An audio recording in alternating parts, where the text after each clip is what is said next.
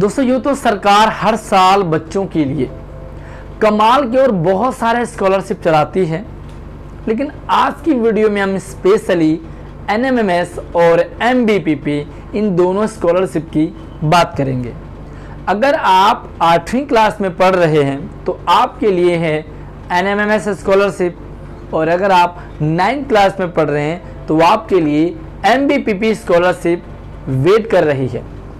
ये दोनों स्कॉलरशिप, चाहे आप सरकारी स्कूल में पढ़ रहे हो चाहे प्राइवेट स्कूल में पढ़ रहे हो, दोनों बच्चे इन दोनों स्कॉलरशिप में भाग ले सकते हैं। और कमाल की बात है कि इन दोनों में बहुत ही गजब का स्कॉलरशिप आपको मिलता है। उससे और कमाल की बात है, ये दोनों स्कॉलरशिप फॉर्म भरना टोटली फ्री है, यानी कि बच्चों को एक भी पैसा इसके लिए नहीं देना पड़ेगा। तो अब बात करेंगे कि भाई आपके लिए योग्यता क्या है, पात्रता क्या है, कौन कौन से बच्चे एनएमएमएस में, कौन कौन से बच्चे एमबीपीपी में भाग ले सकते हैं, कौन कौन से डॉक्यूमेंट्स की आपको ज़रूरत पड़ेगी, और सबसे कमाल की बात है आपको पढ़ना क्या है, कहाँ से पढ़ेंगे, कितना पढ़ेंगे, कैसे तैयारी करेंगे, ताकि आपका स्कॉलरशिप 110% कन्फर्म हो जाए। तो बने रहिए वीडियो के साथ एंड तक। कमेंट करने से पहले वीडियो को एंड तक जरूर देखें, उससे पहले वीडियो को लाइक कर लो, अपने सभी दोस्तों को शेयरिंग कर दो, और चैनल को सब्सक्राइब कर लेना, नीचे लाल बटन दबा करके घंटा जरूर दबा देना। तो सबसे पहले मैं डॉक्यूमेंट की बात कर लेता हूँ। डॉक्यूमेंट कुछ जनरल से हैं, पात्रता और डॉक्यूमेंट। अगर हम सबसे पहला डॉक्यूमेंट अगर हम बात करें तो आपके पास होना चाहिए आपका आधार कार्ड। आधार कार्ड बहुत सारे बच्चे कंफ्यूज होते हैं कि पेरेंट्स का चाहिए या बच्चे का चाहिए। तो यहाँ पर जो आधार कार्ड चलेगा वो बच्चे का चलेगा।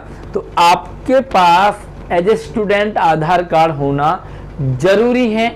दूसरा डॉक्यूमेंट आपके पास होना चाहिए पासबुक, यानी कि बैंक की कॉपी। और क्योंकि जो स्कॉलरशिप है वो आपके अकाउंट में ही आती है, तो इसके लिए आपके पास पासबुक होना ज़रूरी है। बहुत सारे कमेंट्स आते हैं कि भाई कौन से बैंक का होना चाहिए। तो यार ये कोई मतलब फिक्स नहीं है कि आपको एसबीआई का ही चाहिए, पीएनबी का ही चाहिए। आप किसी भी बैंक से अपना अकाउंट खुलवा करके वहाँ पर पासबुक सबमिट कर सकते हैं। फ़ोटोकॉपी आपको लगानी है, लेकिन फ़ोटो आप ज़रूर लगा लें पासबुक के फ्रंट पेज पर। उसके बाद जो तीसरा आपके लिए होता है वो होता है मार्कशीट। तो मार्कशीट आपके पास होना ज़रूरी है। कौन सी क्लास का? अगर आपने एनएमएमएस यानी कि 8वीं क्लास के लिए फॉर्म भरा है तो आपके पास 7th क्लास की मार्कशीट होना ज़रूरी है। और अगर आपने 9th क्लास के लिए फॉर्म भरा है तो प्रीवियस क्लास यानी कि 8वीं क्लास की मार्कशीट आपके पास होना ज़रूरी है। ये मार्कशीट क्यों चाहिए? क्योंकि मार्क्स के बेस पर ही आप इनमें भाग ले सकते हैं। ठीक है, आगे हम बात करेंगे कि कितने कितने मार्क्स चाहिए, कौन कौन से कैटेगरी आपके पास होनी चाहिए। उसके बाद जो आपके पास डॉक्यूमेंट होना चाहिए वो है इनकम सर्टिफिकेट। इनकम सर्टिफिकेट बोले तो आय प्रमाण पत्र। अब आय प्रमाण पत्र से बच्चे बहुत कंफ्यूज होते हैं, किन बच्चों के लिए आय प्रमाण पत्र की ज़रूरत है। तो अगर आप 8वीं क्लास यानी कि एमबीपीपी का एग्ज़ाम दे रहे हैं, फॉर्म भर रहे हैं, तो आपके पास इनकम सर्टिफिकेट होना ज़रूरी है, ये मस्ट है। अगर आप 9th क्लास के लिए फॉर्म भर रहे हैं तो आपको इनकम सर्टिफिकेट की भी कोई ज़रूरत नहीं है, आप अपना फॉर्म भर सकते हैं बिना इनकम सर्टिफिकेट के। लेकिन हाँ, आपको इनकम सर्टिफिकेट होना ज़रूरी है 8वीं क्लास के लिए। बहुत सारे बच्चों के पास इनकम सर्टिफिकेट नहीं होता है, तो आप क्या करेंगे, उसके लिए आप अप्लाई कर लीजिए, क्योंकि बहुत अच्छी स्कॉलरशिप मिलेगी। तो आप अप्लाई कर लीजिए। अप्लाई करते आपके पास एक नंबर होता है, एक स्लिप आपके पास आ जाती है, उसे आप सबमिट कर सकते हैं। कई बार मैंने ऐसे भी देखा है कि बच्चों के पास फॉर्म भरते समय तो इनकम सर्टिफिकेट नहीं होता, लेकिन जैसे ही आपका नंबर आ जाता है उसके बाद आपको डॉक्यूमेंट सबमिट करने होते हैं, तो आपको वहाँ पर इनकम सर्टिफिकेट देना ज़रूरी होता है। फिलहाल आप क्या करें, कहीं भी साइबर कैफ़े से आप इनकम सर्टिफिकेट के लिए अप्लाई कर दीजिए। अप्लाई करते आपके पास नंबर वगैरह आ जाता है और वो आप वहाँ पर सबमिट कर सकते हैं एज ए इनकम सर्टिफिकेट।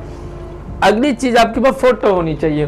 तो तो आपकी जो है फ़ोटो एक बच्चे की होनी चाहिए, पासपोर्ट साइज़ फ़ोटो जो कि रिसेंटली खींची हुई हो, तो वो आप अपने पास रख लीजिए और आपको इन फ्यूचर भी वो काम आती रहेगी। अगला जो डॉक्यूमेंट है वो रहता है कास्ट सर्टिफिकेट।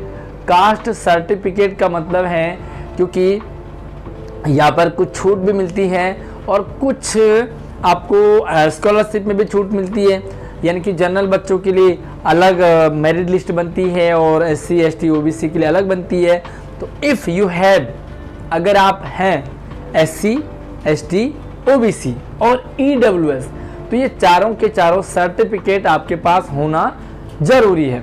हालांकि ज़रूरी नहीं है, अगर आपके पास SC सर्टिफिकेट नहीं है, OBC नहीं है, EWS नहीं है, तो आप एज ए जनरल काउंट होंगे। लेकिन ऐसा नहीं कि हार्ड एंड फास्ट आपके पास होना ही होना चाहिए।